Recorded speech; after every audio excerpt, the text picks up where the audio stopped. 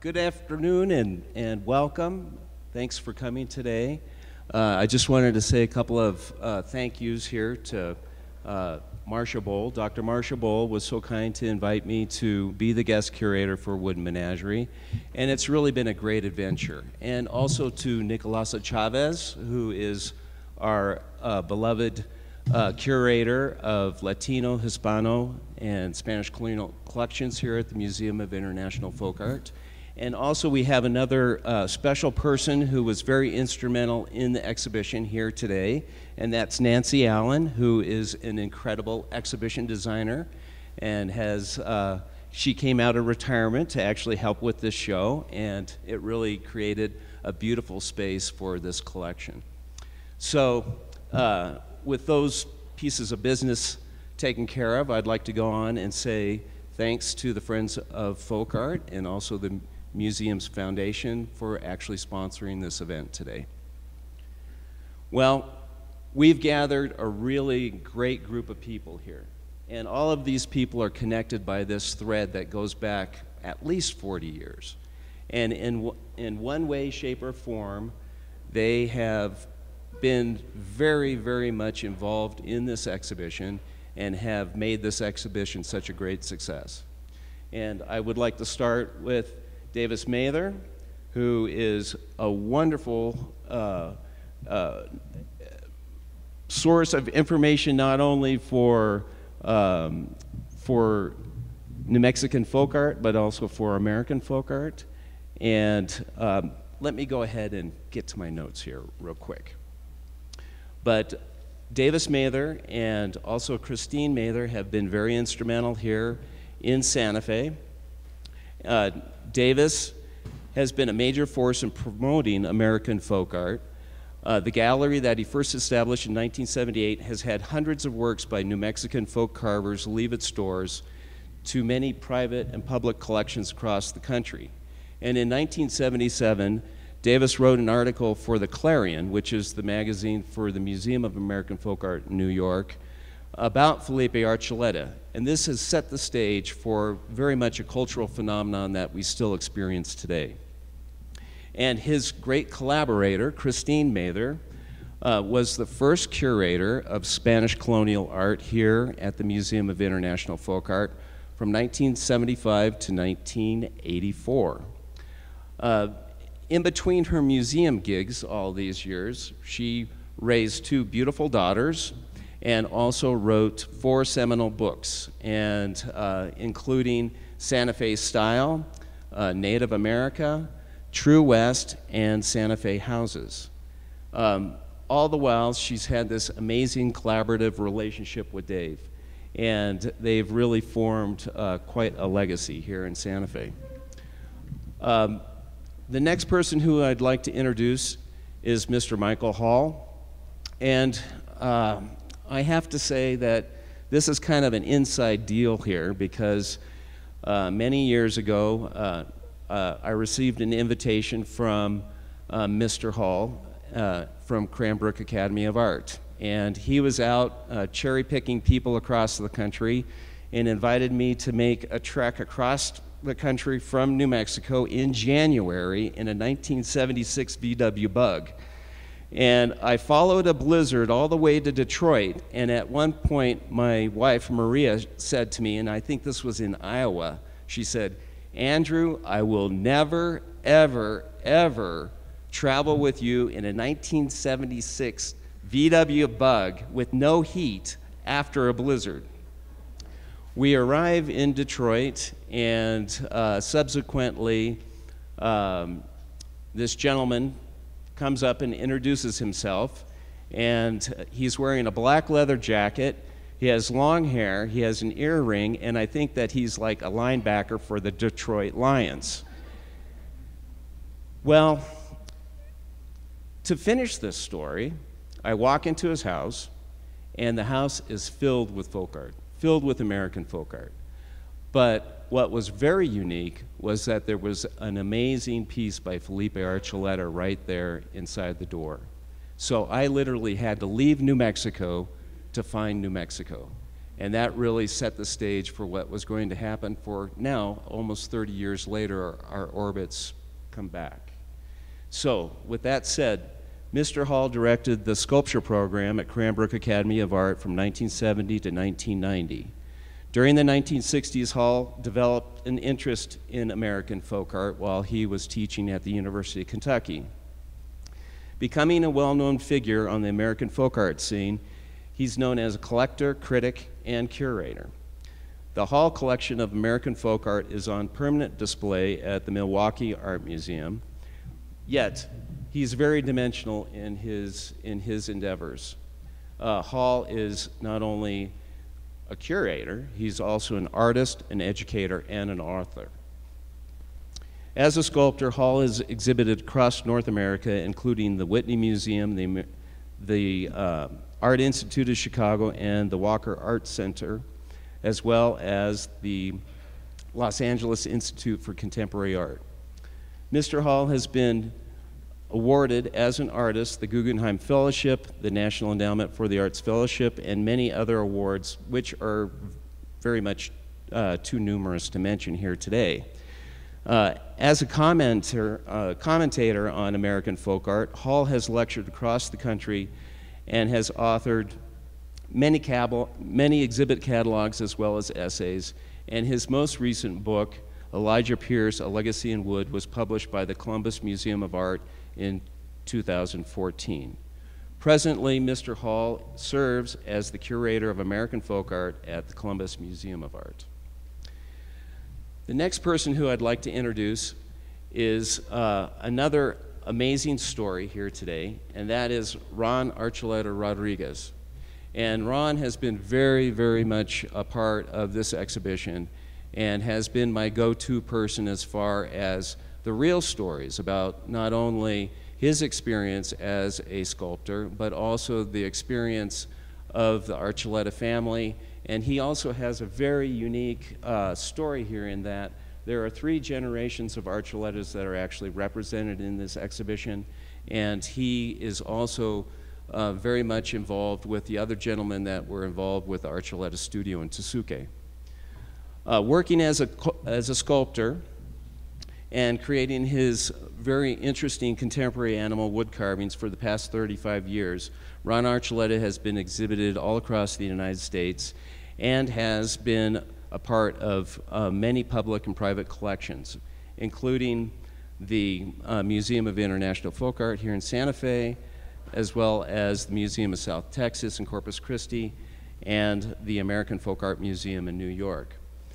When Ron actually started to work at the studio in Tesuque, he was 8 years old, and it's a really fascinating story. One of his first jobs was to take the bottle caps and use the center punch to punch the center holes in the bottle caps and then string them together to make the bottle cap rattlesnakes. So, and we can see one of those pieces in the exhibit here at the museum. With this amazing experience of working not only with his grandfather, Felipe Archuleta, but also he worked with his uncle, Leroy Archuleta, as well as the men who came to the studio, Alonso Jimenez and David Alvarez.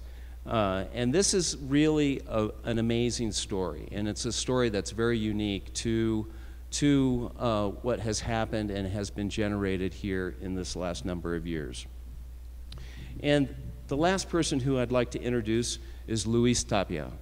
And Luis grew up in the village of Agua Fria, and during the 1960s, he developed this interest in art, and this also coincided with the really tumultuous time and the rise of a lot of cultural identity and questions that were derived during the Chicano movement, the civil rights movement, etc. And this was really important, not only for all of us in the room today, but also in the development of a really fascinating new body of work that came out of the American sculpture scene during the 1970s and 1980s that very much had a sense of social consciousness.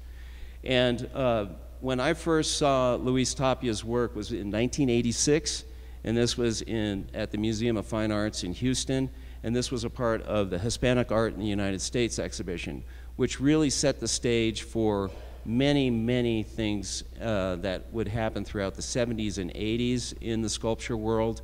But also it was a really interesting melding where we had a really new view of what was real in American art and in American contemporary art. It was the cultural awareness that sparked Mr. Tapia's investigation of Hispanic culture and history. The rich traditions of New Mexico became key, and it was his study of the Santeros that really became key to his own artistic development. And Luis Tapia has not only created his own work, but also he has served as a cultural preservationist for many of the altar screens in northern New Mexico, as well as helping to preserve many of the cultural treasures that we have here in New Mexico today. With that said, Luis Tapia has exhibited across the United States and is held in many private and public collections. And most recently in 2013, he was a part of the second invitational triennial of Koji at the 21st Century Museum of Contemporary Art in Kanazawa, Japan. And that exhibition was actually curated by Nicolasa Chavez. So, with that said, we actually have a really, I hope, heated and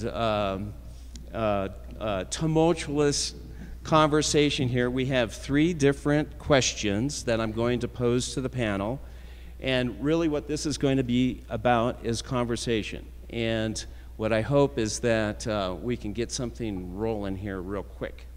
And I'm going to pose the first question. And whoever wants to volunteer to start off, that'd be great. I will volunteer. You're a volunteer? I will volunteer. Okay. And I'll restate your question. Okay. You restate the question. Well, I like your question. Okay. And I think, and tell me if I'm saying it wrong, Okay. but Andrew wanted us to explore really the background to the development of this, what appears to be a folk art that just kind of comes to life whole from Felipe's mind, a unique, Felipe Archuleta, a unique individual. But in fact, in exploring Felipe's background and the background of northern New Mexico, as most of us have done on this panel, we know that much of what Felipe expresses came out of the entire cultural situation in northern New Mexico. Oh, sorry. Is that better for you all? I'm not going to hit you with it. Well, good. And certainly, having worked with the Spanish colonial collections here at the Folk Art and now at the Spanish Colonial Art Museum at Mosca. And by the way, I was the second curator of Spanish colonial art. The first was a woman named E. Boyd, who really pulled together the whole concept of what was going on among Hispanic folks in northern New Mexico and was instrumental in saving many, many works of art and allowing them to be in museum collections. But Felipe grew up knowing that material. He grew up right next to the Santa Cruz Church, which was a huge and still is an imposing building filled with wonderful altar screens. And he, no doubt, was greatly influenced by the material that he saw there. He saw neighbors who, and people in the rural areas who had to make do with what was there, and certainly that greatly informed his work. He never bought a thing, as near as I could figure out. He got all of his materials from the local environment. And he must have also been aware of the projects that were going on leading up to World War II, at places like the Native Market, where people, Anglo sponsors were encouraging Hispanic folks to make things that might be marketable in homes that were being more and more occupied by Anglo-Americans. And in fact, his first works, these little carretas that he made, are very reminiscent of the kind of work that was being done for the WPA and also the native market. So I think he very much grew out of the traditions of northern New Mexico. He personally said he didn't feel he was sufficiently pious. I don't know whether he used that word, but to participate in making saint figures. He did make a couple that are really not very saintly looking, I would say. And of course, his real strength was in these really powerful figures of animals that seemed to contain his whole world within an animal. I don't know how he did that, but he did. That was his genius. You want to speak to this, Luis? To this? Yeah. No, Felipe was quite an outstanding folk artist, if you will. I don't know if I need the microphone. Do I need the microphone? The thing that I see of Felipe is his ability, not so much as to create an animal that looked like an elephant or is an elephant or whatever, but he caught the spirit of the animal. You could go into this exhibit that we have next door, and if you see a bear, that really is a bear, because Felipe's idea was to bring out the inside of the bear, not the exterior so much. He showed the real soul of an animal. So that was quite interesting for me in my beginning years of viewing Felipe's work. And of course, he was quite a card, to say the least. And one story that I have about Felipe Archuleta, and it deals with the giraffe that folk art is trying to raise money to restore. I had a friend by the name of Alberto Miera that was working on an exhibit here at the Folk Art Museum in which Felipe's work was going to be installed. And it happened to be the giraffe. And so they sent these installers to go to Felipe's shop to pick up the giraffe and bring it over here to folk art. Well, the giraffe got put in Felipe's 52 Chevy pickup. Was that a 52 Chevy pickup? Something like that. And they're coming up to Suque Road, coming to folk art. And when they reach the top of the Bishop's Lodge Road, should I say, when they reached the top of Bishop's Lodge Road, they started going downhill. And Wilbert was in the back holding the giraffe up in the 52 Chevy. Well, as they're coming down the hill, they started gaining speed and gaining speed and gaining speed. And Wilbert heard this. And Wilbert's like, Felipe, put on the brakes. And Felipe's story was, I have no brakes. And he's pumping the brakes going down the hill. And so they finally came to a stop, and Felipe jumps out of the truck, gets in the toolbox, pulls out some brake fluid, and puts it into the truck, and the giraffe made it to folk art. So that tells you the intensity of this man, and that's how his work comes out, the same way. So that's my little story of Felipe. I would like to say first, I'm flattered and honored to be sitting here with these characters. Michael, who I just met last night at dinner, I was quite taken by. I'm sort of an intellectual biker. It blew me away. It was great. We had a great dinner and a lot of laughs. But to go back to Andrew's question, I would like to, I don't think that when Felipe got up in the morning, he was thinking, you know, and I'm going to say he would walk out to the shop, not studio. God forbid you said the word studio in that yard. I don't think he was getting up and thinking, you know, I'm going to rock the contemporary folk scene in America with this next piece. I think he was thinking, God is my witness, I will do the best I can and maybe earn some money for my family. I think you can find a whole lot of inspiration in poverty. Seriously. And just to sort of touch on the actual question, that is probably the best answer I can give you for that question, Andrew.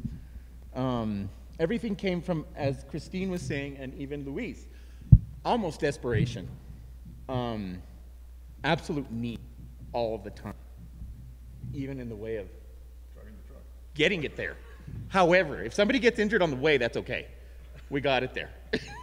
That kind of thing. So I think a lot of the work does reflect that human nature. It was all about, you really, really nailed it, Luis, when you said that it was the spirit of the animal.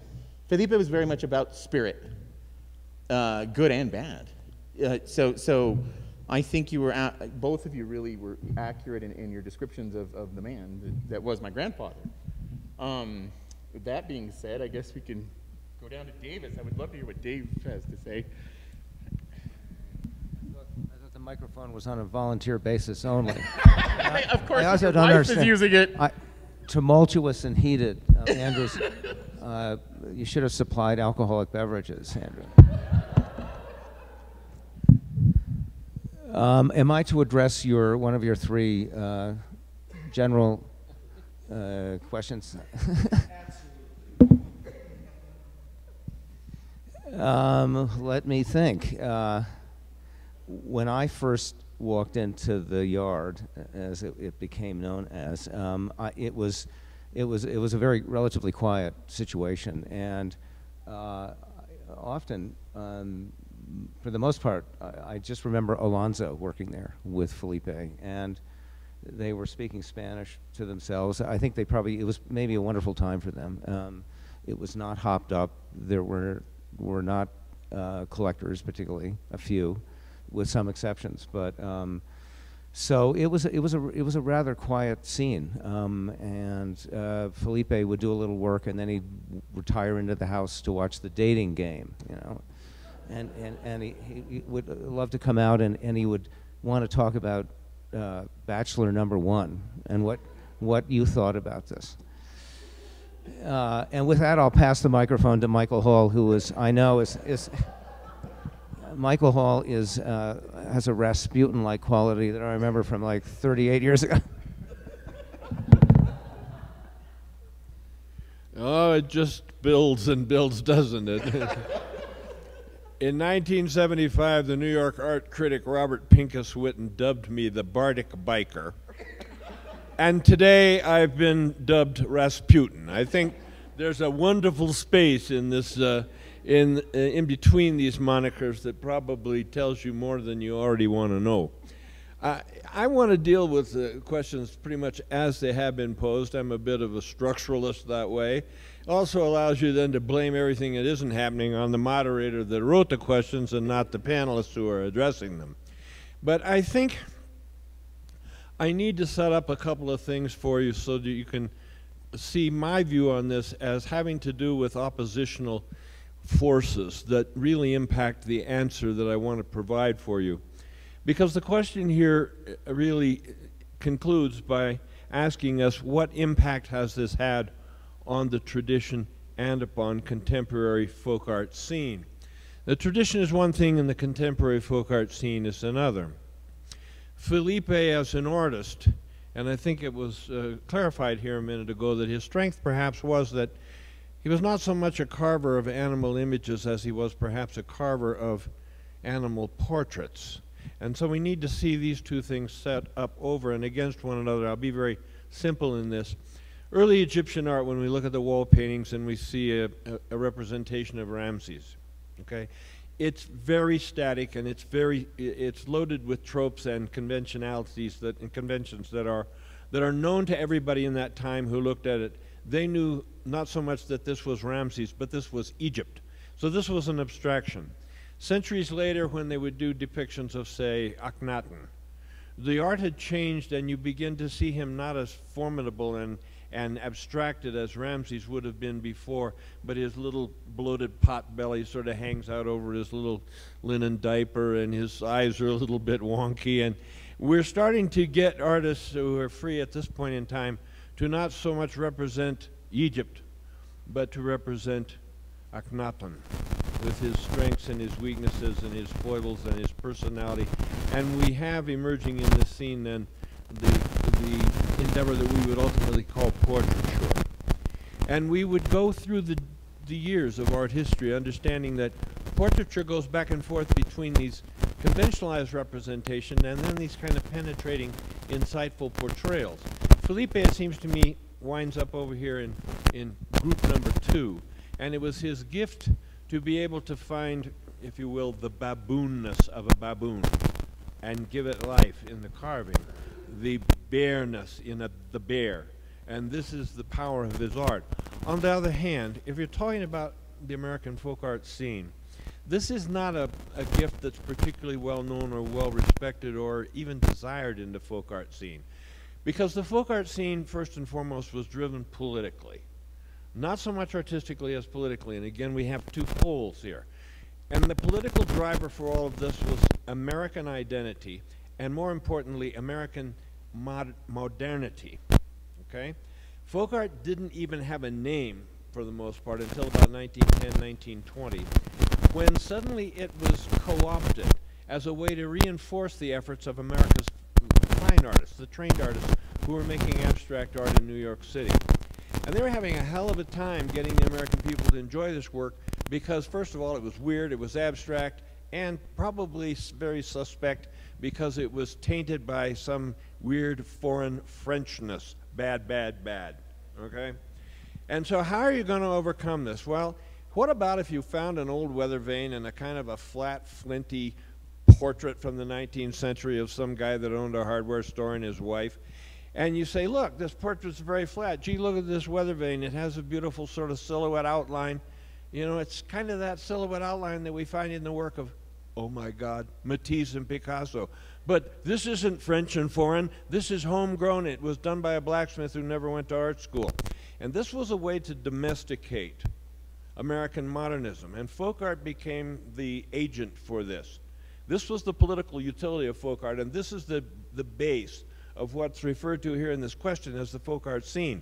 I have to share this with you because it's important to know that this folk art scene, as much as we'd like it to be about art and wonderful people and colorful characters, it drives something else.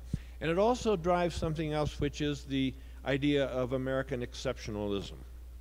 And so to be exceptional, Americans have always had to see themselves as industrious and entrepreneurial and as problem solvers and as somehow divinely blessed, you know, with inner vision, right?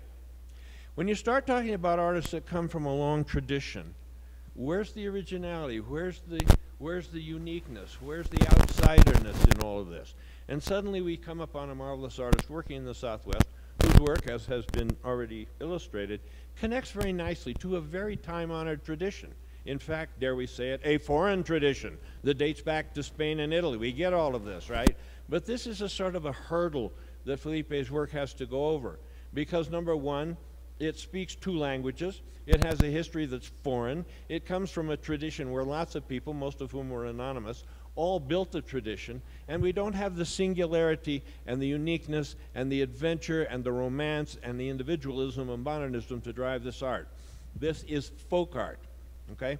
Now you live in a bubble out here that I think is rather remarkable, and it's good, but when you go over here into the Girard wing and walk through that exhibit, you see what the vision of international folk art was, at least for that collector and certainly this institution.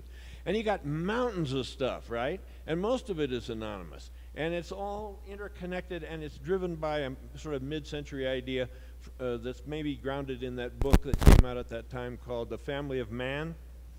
That is the family of man in there, but it's the family of man reduced down to essential elements of play and childhood and fun and community and life and just the joy of being. These aren't necessarily the messages, you know, for Cold War, postmodern America. Other things are cooking in the pot here. So I'm saying that the question of Felipe and the question of the folk art scene is a very complicated one.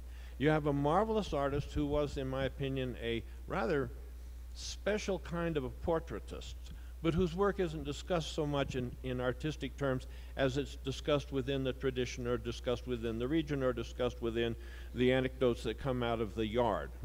And these are things that all will give you a larger picture of Felipe today, but I suppose my job, if I have one up here, is to be able to step back a little bit and take you to Egypt and talk about these seemingly oppositional conditions that frame the national and current perception of Felipe Archuleta and his work.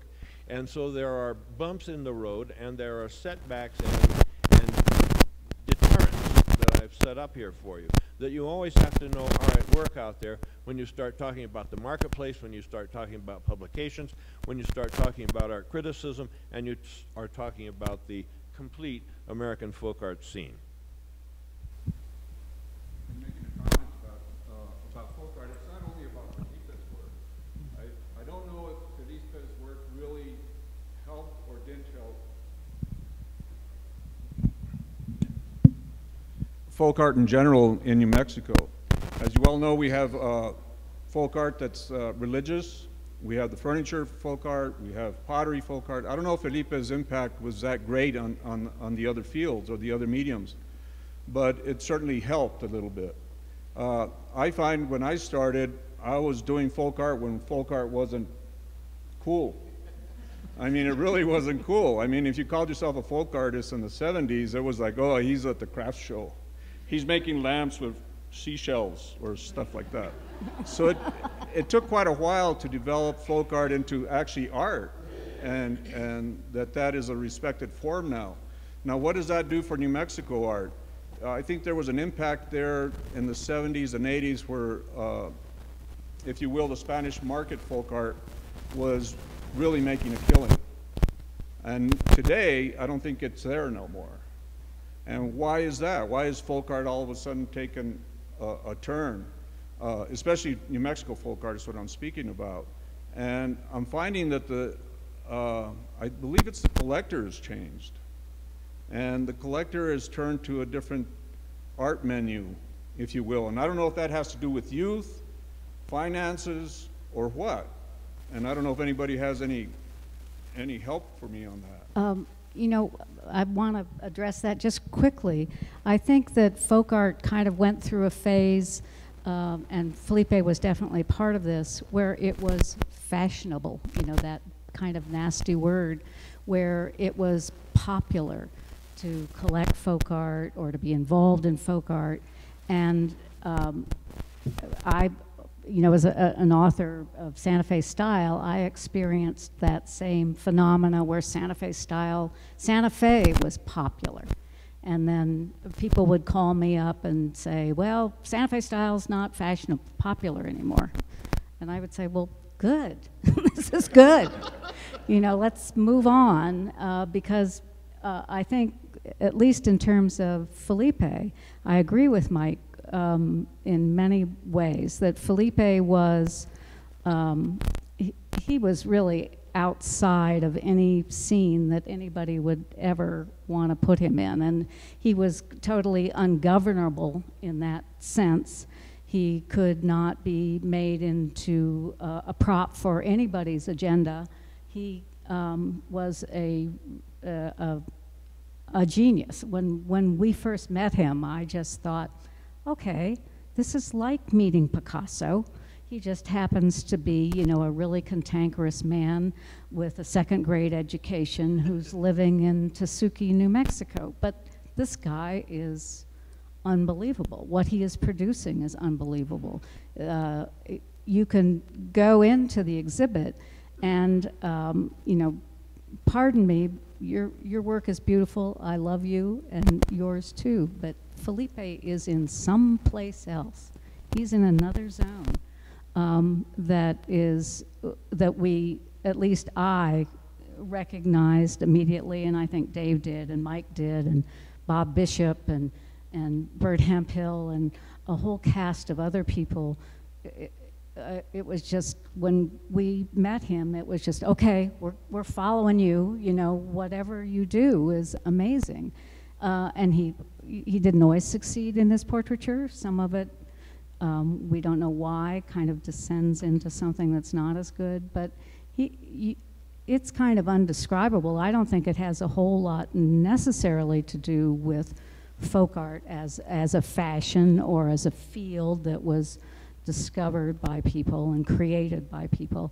I think it has much more to do with the fact that Felipe himself was some sort of a genius, a native genius, and we'll never see anybody quite like him again. That's my own belief. Both of what you were saying, Christine, that I would agree with you 100%. I love my stuff, the stuff that I do. I think it's great. I love Luis's work. I am absolutely inspired by Luis's work and have been for years. But there was something about Felipe's work, and Felipe was my grandfather, so I knew him in that sense also. I've had the pleasure of restoring some of his work more so recently because of the show and whatever, and just time. The pieces, having him in the house is kind of like having my grandfather in the house. They are an extension of him in every way. They are macho, they are rude, they are funny. They're very humorous too, and they are quite powerful. He had a powerful presence. It just was the way it was. And I watched him, for many years in that. His work is an extension of him. It really and truly is. I know that in my heart. And he, being my grandfather, again, that relationship with my grandpa. It is so nice to have, I can't have him right now again, but the pieces are definitely, it's the only way I can say it is an extension of him. That's what makes the work so wonderful and truly unique. And he would not, as you said, be governed by any rule, pretty much. I mean, God, he was scared of God. But other than that, pretty much was on his own.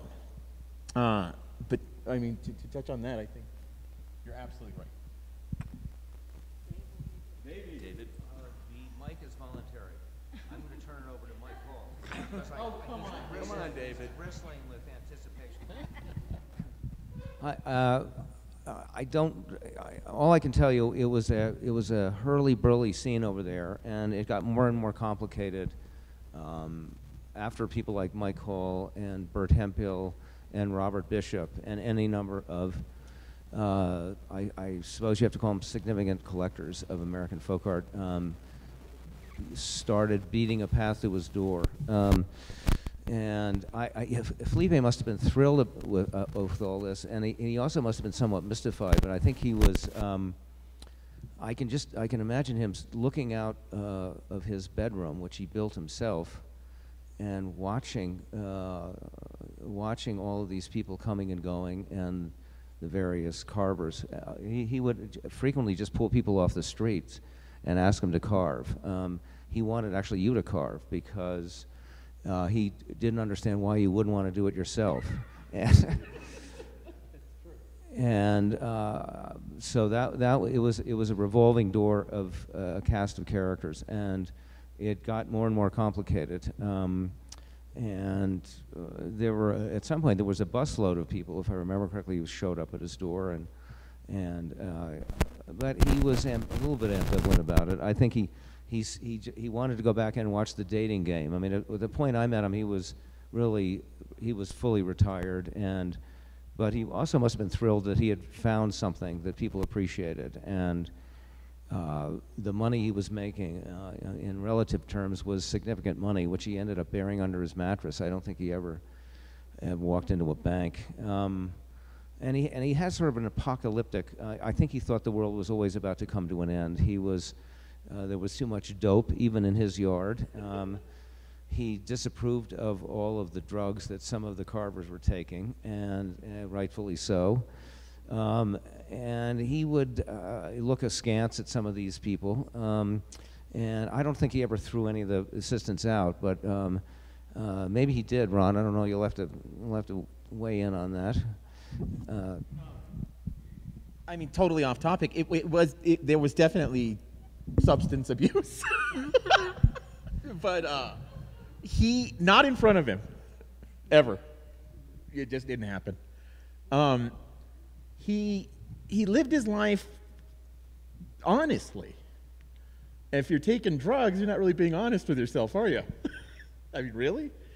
I've been sober 18 plus years, and growing up with these guys, I was positive that I would never dabble. And I became worse than all of them, truly. great teachers. You know, we could cut out pieces, and again, the motivation was need, often. But I'm glad he was my grandfather. It is one of the reasons I'm sober. It is one of the reasons I had the strength to be sober. There was a lot of self-respect. He taught self-respect. And so therefore, you know, the drugs and the alcohol, whatever. You worked an honest day. He was very proud of his work, and I think he also, you know, loved pushing the envelope and trying bigger and better things all the time. Self-improvement. Again, he was an honest man, is what I can say about that.